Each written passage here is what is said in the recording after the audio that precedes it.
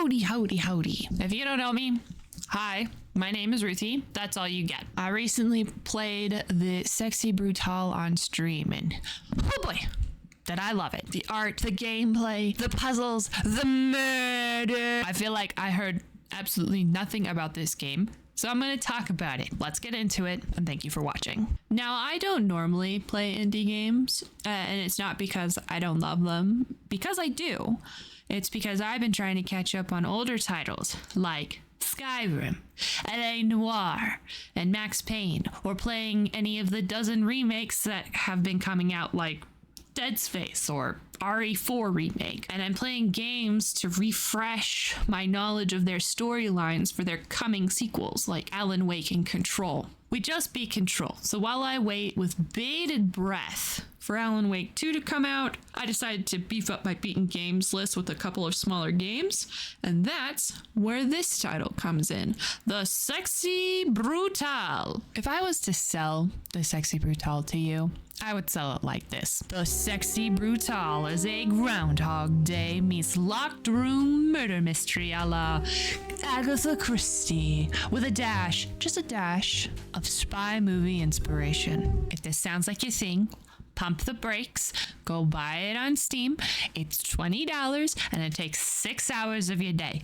Then come back here and we'll talk about it. Now for the rest of yous, I'll give you the spoiler-free lowdown. You play as Preacher Lefcadio Boone, who is tasked by this lady, the Bloody Girl, to stop the guests of the Sexy Brutale Casino from being brutally, and I do mean brutally, murdered by the employees. The day is from noon to midnight, and you're going to relive this day over and over and over. You restart the day with your magical pocket watch to try to keep these buffoons from dying. By peeping into keyholes, listening to private conversations, stalking people, and solving puzzles, you can stop the deaths and learn more about why we keep reliving this day over and over and over, and you get power-ups via masks from guests that you save. And that'll make the spy work infinitely easier and unlock other areas of the casino so you can start the process all over again. The catch is that you can't be caught by the guests or the employees because, oh my god, what the? As you're experiencing the day, you can hear other murders happening in the background. As you progress the game, you know what these sounds mean, and that is so awesome. I loved it.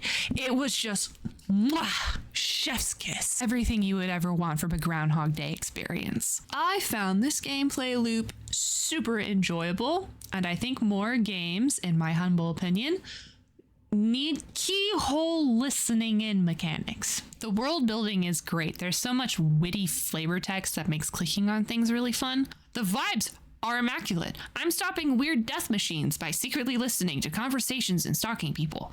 The NPCs that you save are awesome. They each have fun personalities and feel fleshed out for the few moments that you actually get to spend talking to them. The other really cool thing that I liked was the map, even if it wasn't perfect. The map has a noon to midnight slider on the bottom that you can move back and forth to view the casino at different points in the day. As you explore and stalk people and accidentally run into them, oh my god, it marks it on your map so you can refer to it. However, I do have a wish list for this map if this game concept was to ever be expanded into a bigger experience. I would love a map similar to Silent Hill 2 where it marks areas you can't go, doors that are locked. I think there are some other games that mark puzzles on the map. I think that might be Resident Evil. It really feels like that's what the game was starting to go for but didn't fully commit. Speaking about Resident Evil, in the Resident Evil remakes, the map rooms are filled with red. If there's any puzzles or collectibles that are still in the room that you haven't get, and then turns into blue whenever you find those things.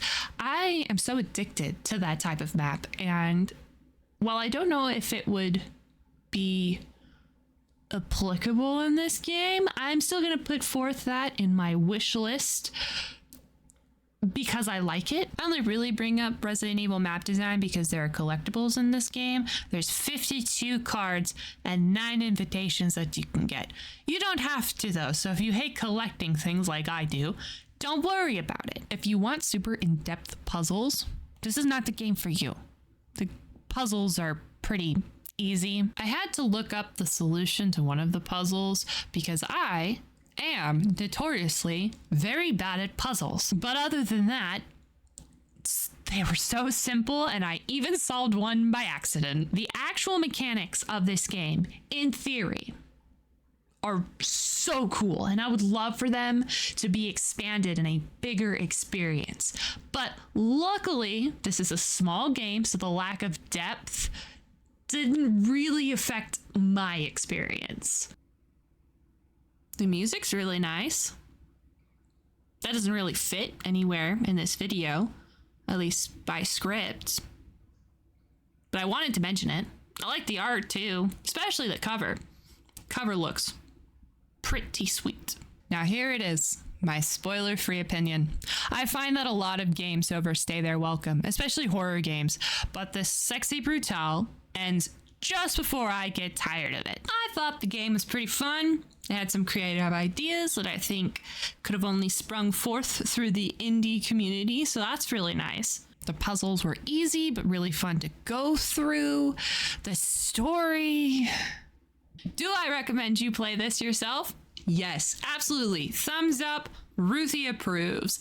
The fun part of the game is not the story. The fun part of the game is solving puzzles and sneaking around and stalking people and playing a detective in a time loop and trying to solve/stop murders in a time loop. And it's super cool. I don't know about you, but I love solving me a mystery. And the mystery isn't the story. The mystery is how to stop the murders. And overall, I give the experience a solid 8 out of 10. Now that you've gotten my spoiler-free opinion, I give you the warning that we are now entering spoiler territory. If you don't plan on playing this game, or you already have, then buckle up. Let's get into it. What the is that ending? That was definitely not the twist that I found coming, and I think that's the problem. We're all Lucas. The casino is dead. What's going on? If detective shows and detective video games have taught me anything, it's always insurance fraud. It will always be insurance fraud. Needless to say, I would have much preferred Lucas was just a mean, all-powerful bad guy that we stopped using the power of friendship or something. I don't know. The ending. If you haven't played the game, this is probably a little confusing, so I will dive a little deeper for you. Lafcadio gets told by this chick that a time loop is happening and we gotta solve it. She slaps our mask, gives us a tutorial, and sets us off. The first 2/3 of the game where you're just solving murders, collecting masks, stalking people, and exploring is the best part. But the main bad guy doesn't show up that much. You find out in the basement that Gold Skull Man, who's not very present in the game until the end, is crafting the murders of all of these people in cruel, sadistic ways to punish the master of the house, who is stuck in this tube. This is when the game rushes forward at a blistering pace. You learn that Lucas, the owner of the casino and a guy who's been mentioned a bunch of times, is going to be having a baby with his wife, Eleanor. What do you think the next logical step is? Do you pass the torch on to upper management so that way they hopefully manage this casino to be a thriving and prosperous company while you're raising your child? Do you sell the place and use the money to build your life going forward so you can raise your baby in peace? No, you're wrong. Obviously, it's insurance fraud. Silly. Lucas makes the bright idea, genius even, to commit insurance fraud. He has the casino rigged to explode at midnight so that way his friends and family aren't in the building. And I'm going to stop right there for just a second. Why'd you have to do it while you're in business when all of your friends and family are there? Dummy. Lucas, the freaking idiot who should have just sold the casino for millions upon millions of dollars, because casinos make millions upon millions of dollars and would have been a great investment. And he doesn't check the timers for his fire bombs. So the bombs explode with all of his closest friends and family and his pregnant wife inside of the casino, and they die. He jumps out of the clock tower and survives somehow. I don't know how high up this clock tower is, but that doesn't really sound like something he should have survived. There's this whole unmasking sequence when you learn that not only is Lucas, but Gold Skull is a middle-aged Lucas, and all of the employees are old Lucas, and that you, Lafcadio, are also Lucas. We're all Lucas here. Lucas made up this whole scenario to torture himself for killing his friends and family in a fire that he caused. And all those fancy murders have not actually been happening and are a figment of his imagination. And he's just been embellishing the death of his friends, and they've been dead for years. And this is all framed as, you gotta forgive yourself, Lucas. What? This game was lighthearted and bursting with personality, and then you made it dark for no reason. I would have been okay if solving the last murder was figuring out Lucas was doing insurance fraud, us stopping him, and then everyone lives because the power of wacky magic. But no, everyone's dead. Everybody's been dead. They've been dead for years. Lucas is old now. Lucas is a preacher. What game am I playing? I don't know. The ending was a little wild, and I'm personally not a fan of everything's in their head.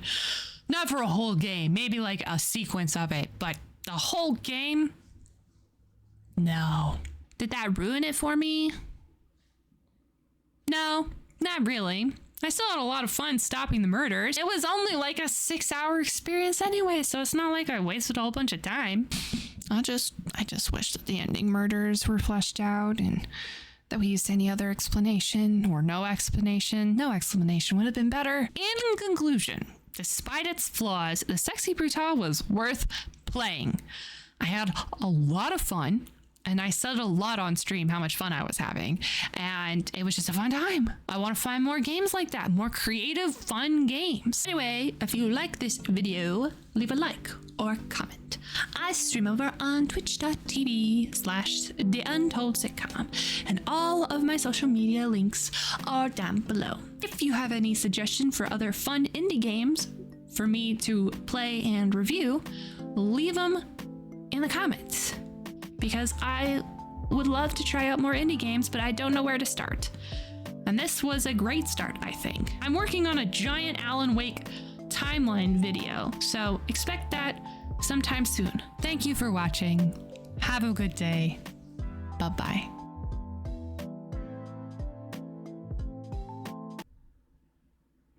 This video format was really fun. Thanks, James, for recommending that I review this game. I think I'm going to do this more often.